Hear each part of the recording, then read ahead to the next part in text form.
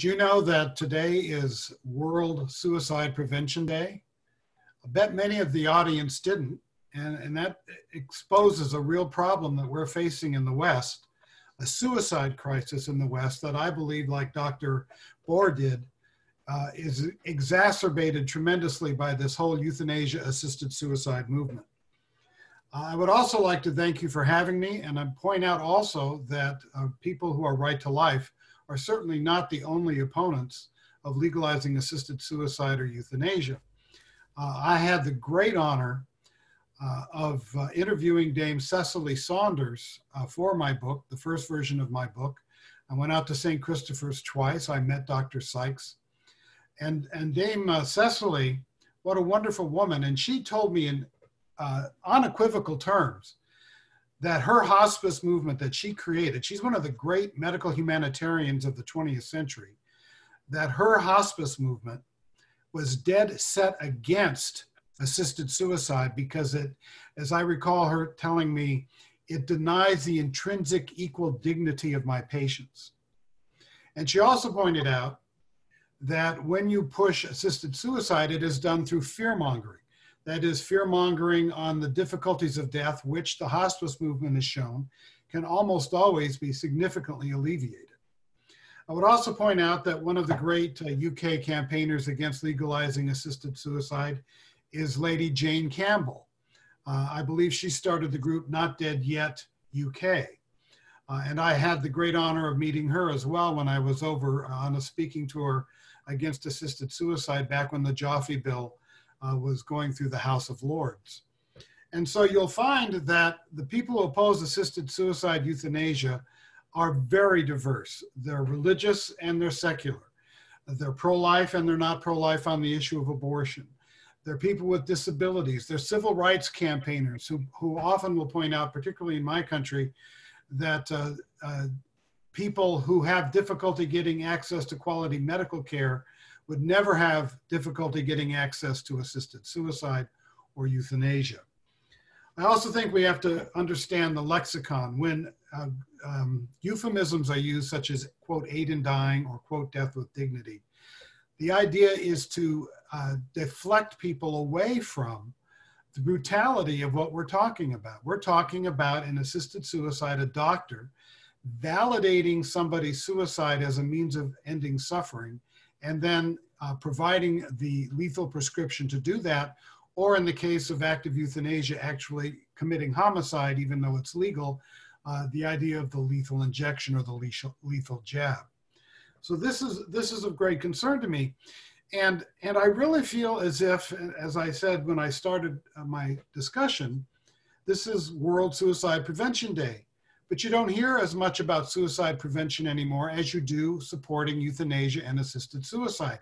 All of the energy that I see in the media, and certainly in popular culture, television shows, movies, are towards the idea of normalizing ending your own life as the, quote, death with dignity. And that made me think, when my father died in hospice of cancer, was that not a dignified death? When my mother died in my home at age 99 of the effects of Alzheimer's disease, dementia, did she not have a dignified death surrounded by her loved ones? I reject that idea. And I think we have to think about, as Dr. Bohr talked about, what is the impact of legalizing killing, because that's what we're talking about. We have to be blunt. We cannot hide behind euphemisms. We have to describe things not in a provocative way, but in an accurate way, in a descriptive way. When we're talking about ending life, that's what killing is, because of human suffering, there's no way, as the doctor put it, you can limit it to the terminally ill, because there are people, and he mentioned the mentally ill, who suffer for a far longer period of time and perhaps far more severely than the terminally ill. And once you say, well, the terminally ill can have this, why not them? And there really is no logical answer to that. In fact, you'll see in Canada, in Belgium, and in Netherlands, and in my country, in the states that have legalized it, like Oregon and California, as soon as it becomes legal and the normalization process goes forward, you start seeing stories in the media talking about the protective guidelines that were supposed to be protective are now described as obstacles to getting what you want or dying your own way. And it becomes a very serious situation, a very serious problem. People do not commit assisted suicide because of pain, very rarely, because as the doctor said, pain can be controlled. They do it for existential reasons. They worry about being unable to engage in enjoyable activities. They worry and are sometimes terrified about losing dignity. They fear being burdens to their families and their loved ones. In fact, there was a recent statistic out of Canada on the nation's euthanasia law that over 50% said that one of the reasons they wanted the lethal jab was because they were going to be burdens, meaning they put themselves out of their loved one's misery. This is a very, very serious circumstance. And I also want to take the media to task, because whenever there's a assisted suicide, perhaps somebody goes to Switzerland for one of the suicide clinic deaths, maybe from the UK, you see story after story saying, well, they died their own way, even though sometimes we've seen joint geriatric assisted suicides of elderly couples dying. You never hear about how in the Netherlands and Belgium, I'm sorry, I hope you can't hear that siren going by my home, but how they've now conjoined euthanasia with organ harvesting. In the Belgium, I remember reading one study out that was published in a medical transplant, organ transplant professional journal, that one of the people who was euthanized was mentally ill with self-harming. And so the, quote, treatment for self-harming was the ultimate harm, being killed. And then 5 minutes later, the body of that person was in a surgical suite and their organs were being procured. Now, I can't think of anything more cruel than letting somebody who's having a terrible, awful time getting through the night because of existential anguish feel that their deaths have a greater value than their lives. But that's what you're beginning to see. And in Canada, when somebody qualifies for euthanasia in Ontario and Quebec, the euthanasia authorities get in touch with the organ donation organizations so that the organ donation organizations contact the patient who wants to die asking for their organs. This is a terrible objectification, if you will, of turning people who are not receiving suicide prevention, I would note, that telling them that, boy, we can really have some value from your death. So if somebody, let's say, is a veteran who's been in Afghanistan and has PTSD and becomes suicidal, we engage suicide prevention as we should. When you find a teenager who is in anxiety, perhaps because of the isolation, because of the COVID crisis, we find suicide prevention as we should. But if somebody says, oh, but I have cancer, suddenly suicide prevention is not engaged, even though that should be and is part of, as hospice was originally created. Dame Cecily told me suicide prevention was a key part of what she intended when she created that system.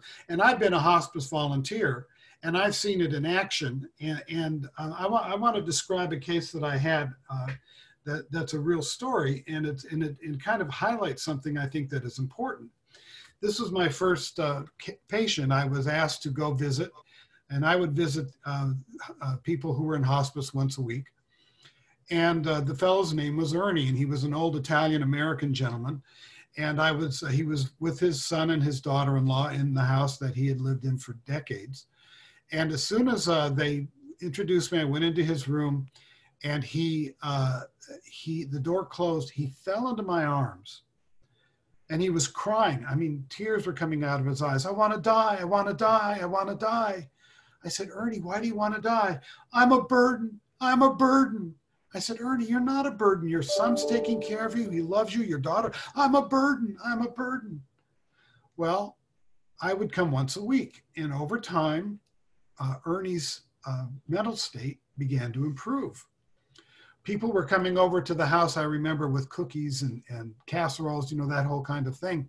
And there was one fellow who must have been a close friend of Ernie's, because every time I was there, and I was sometimes there on different days of the week, he would visit. And I would leave the two elderly gentlemen alone and Ernie had congestive heart failure, which is why he was in hospice.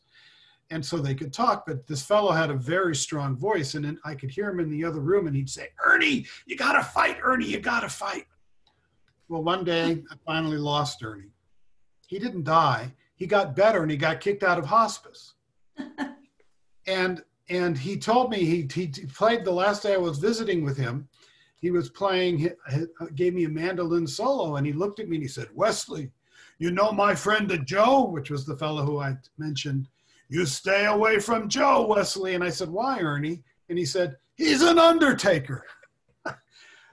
You can't make something like that up. But let me tell you, if assisted suicide had been legal, and this was months, it took several months for Ernie to get out of that darkness. If assisted suicide had been legal at that time in California, which is where I was living at the time, as it is now in California, Ernie would have asked for the pills. And because he would have qualified as 6 months left to live, which is what the hospice requirement is, even though as we now see it is sometimes mistaken, he would have been able to receive it. And I'm telling you, he would have taken those pills. He was in that much despair. So when we legalize assisted suicide, when we legalize euthanasia, we not only open the door to the idea that these are expendable people or a killable caste, C-A-S-T-E, but we abandon them. Because people who want to die because they have cancer or because they have a significant disability or because they have motor neuron disease and so forth are just as entitled to suicide prevention, and their lives have just as much equal moral worth as anyone else's. But what we're saying now is, well, we don't oppose all suicides, we only oppose some suicides. And that can lead to a terrible abandonment, and as the doctor said, people beginning to think, well, this is what I should do, not only for me, but for my family and for my society. There's a lot more I could say. The situation in the Netherlands is even worse than the doctor described. There's infanticide in the Netherlands under what's called the Groningen Protocol. In Canada now, it looks like they're going to expand euthanasia to people with dementia if they ask to die ahead of time.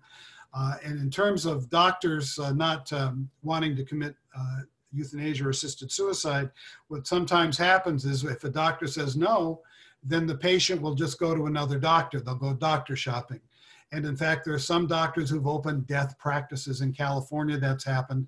In the Netherlands, there's a particular clinic that makes house calls where if the patient's own doctor says no to euthanasia, they will go and they will make sure that the patient dies.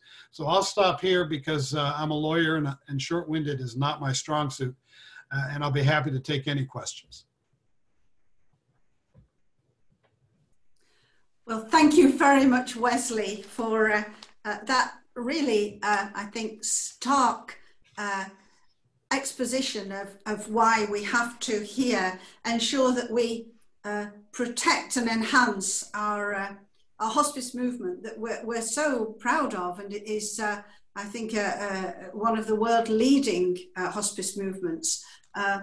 Very concerning to hear you say it's easier in some jurisdictions to get funding for assisted suicide than for hospice care. Thank you for that. We have some questions. I'll relay two of them if I may. Firstly, and this is from Ronan Mullen, who's one of my colleague elected representatives over in Ireland, Northern Ireland. Thanks for the excellent presentation. What can be said about the ability of doctors now to prevent, control, or manage pain described as unbearable? So that's Ronan's question. Can I give you the second question that, if I may, whilst you're thinking about that one, Wesley? This one's from Mark Pickering, who leads the Christian Medical Fellowship in the UK, and he says this: "We've heard much said in the UK about how assisted dying is not suicide because people with terminal illnesses are not suicidal. This strikes me as a confusion of language. Do you have any thoughts on that?" And that's from Dr. Mark Pickering. Yes. In terms of the issue of pain, pain is used to scare people into supporting assisted suicide, but as we've already discussed, it's not the reason why people actually commit assisted suicide, because palliative care, pain control, has really made it to the point where even if you have to do what's known as palliative sedation, which is very rare, it's needed in very few percentage of the cases, and that's not the same thing as terminal sedation, and I can describe the difference if you'd like. But people can be kept out of that kind of intense suffering with regard to pain, with regard to the idea of feeling breathless, and so forth. Palliative sedation is something that is a legitimate palliative technique where people are put into various levels of perhaps semi-consciousness or relaxation or even unconsciousness, but it's titrated. People do not remain in those conditions indefinitely. They can be brought up and down, and it's a very careful procedure. And when people die in palliative care, it's generally from the underlying disease. It's not from being sedated. And in fact, this is another important point. A lot of people say, well, because pain control can sometimes lead to a death earlier than would otherwise be the case. That's an unintended side effect of pain control that can, of course, happen. But you would no more say that that's assisted suicide than you would say if somebody died on the surgical table having heart surgery, that was euthanasia. Sometimes an unintended side effect occurs. But I have an oncologist friend who's also a board-certified pain control specialist. He and I co-authored a book called Power Over Pain, and he said actually that good pain control extends life, because when people are not expending that tremendous energy that goes into experiencing pain, they actually can live longer. So good quality palliative interventions can actually extend life, and that also values the patient. And of course, I support giving whatever palliation is required, even if that might have an unintended side effect of causing somebody to die earlier than they might otherwise have. That's treating the patient as a person. Terminal sedation is when somebody's not actually actively dying and they are suffering, or maybe they're not even irretrievable or irremediably suffering. They're put into a coma, an artificial coma, and then allowed to dehydrate to death without food and water, a process that takes 2 weeks. That's a form of slow motion euthanasia, and they do that quite a bit in the Netherlands now, that many doctors don't like committing euthanasia because they have to be present when the patient dies, when they give them the lethal injection.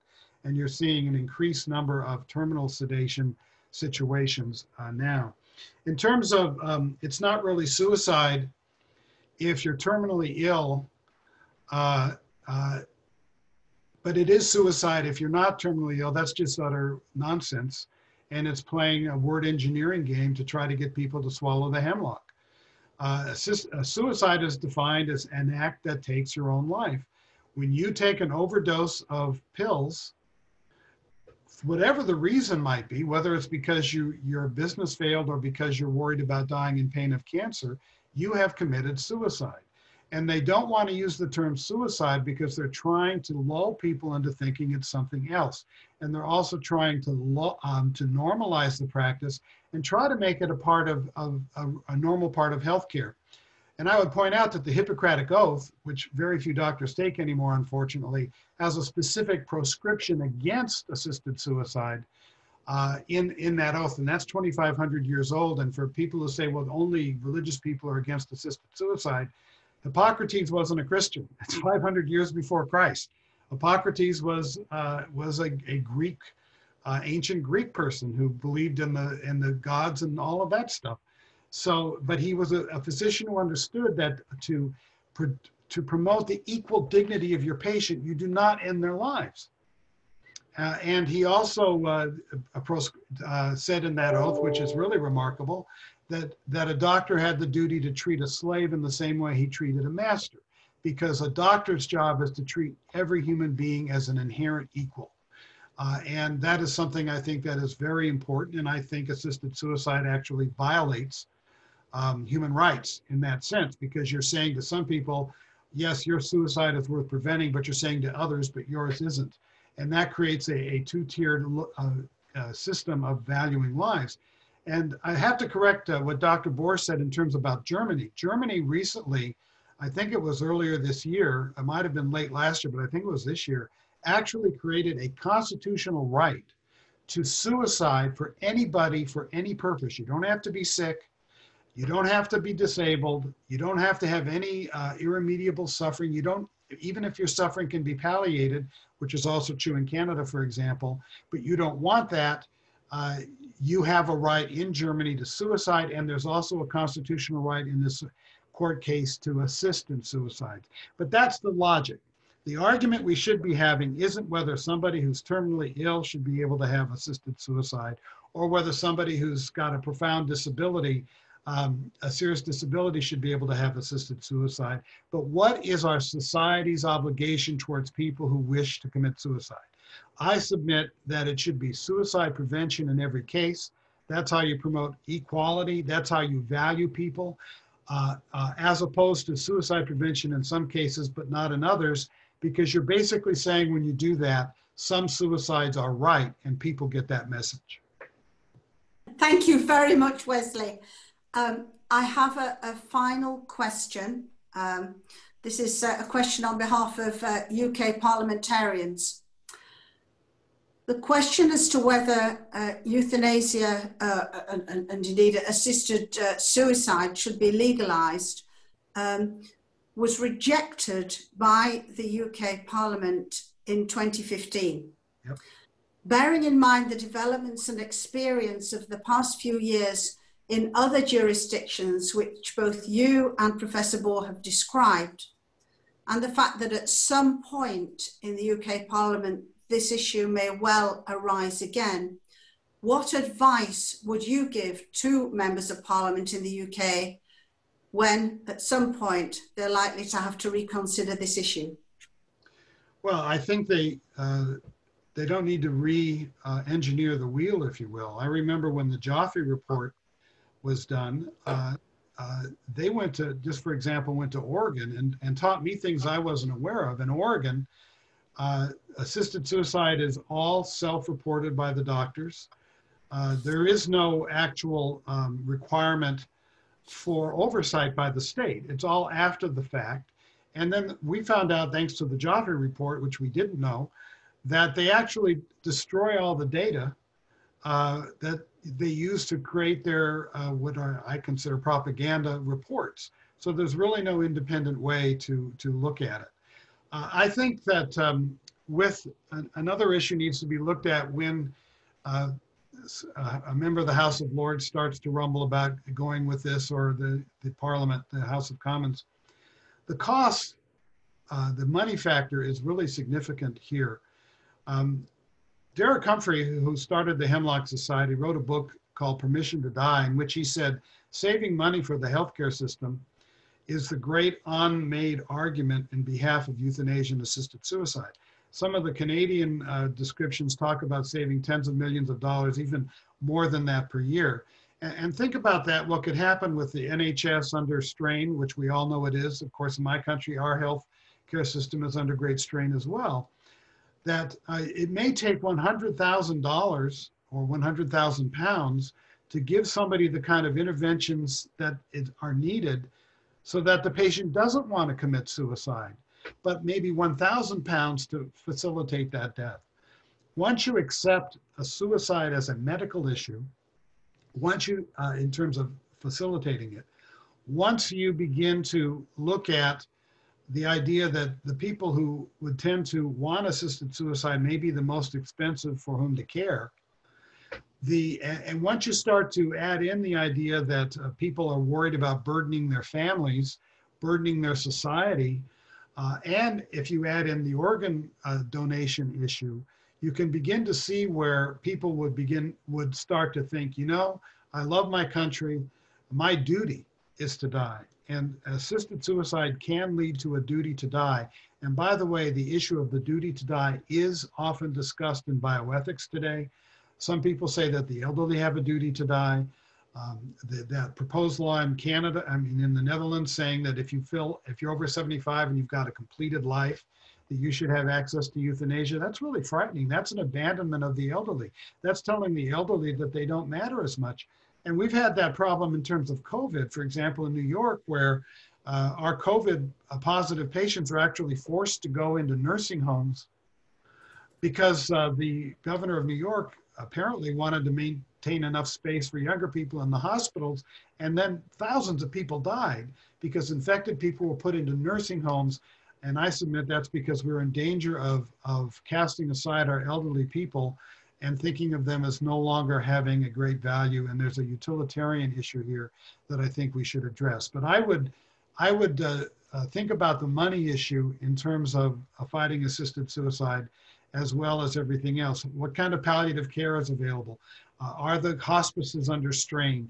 Would this spread to people, because terminally ill people are just the tip of the iceberg. What about people with profound disabilities? Would they get that same message? And I think you could fight it back. And I've also noticed, for example, in the Royal Academy and in the British Medical Association, when the leadership of those groups tried to push these organizations into supporting assisted suicide or becoming neutral, you found great pushback from the members, the rank and file members of those organizations. So don't think that, keep the issue and keep up on the issue first and foremost. And whenever anyone stands up and says, oh, it's just for the terminally ill, challenge them at every point so that they can't ingrain in people's minds the idea that this is somehow compassionate, even though that's how it's intended sometimes. It's actually abandonment. Thank you so much, Wesley.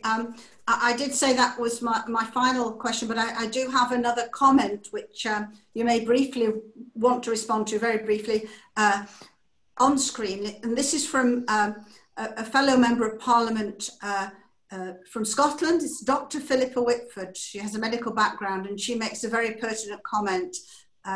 She also made one of the most powerful speeches in our 2015 debate, and I encourage anyone listening to this webinar to have a look at Hansard and look at Dr. Whitford's speech in that debate. And she's commenting now, we thought after winning the vote in 2015 that it would not return so quickly, but it is already building up again.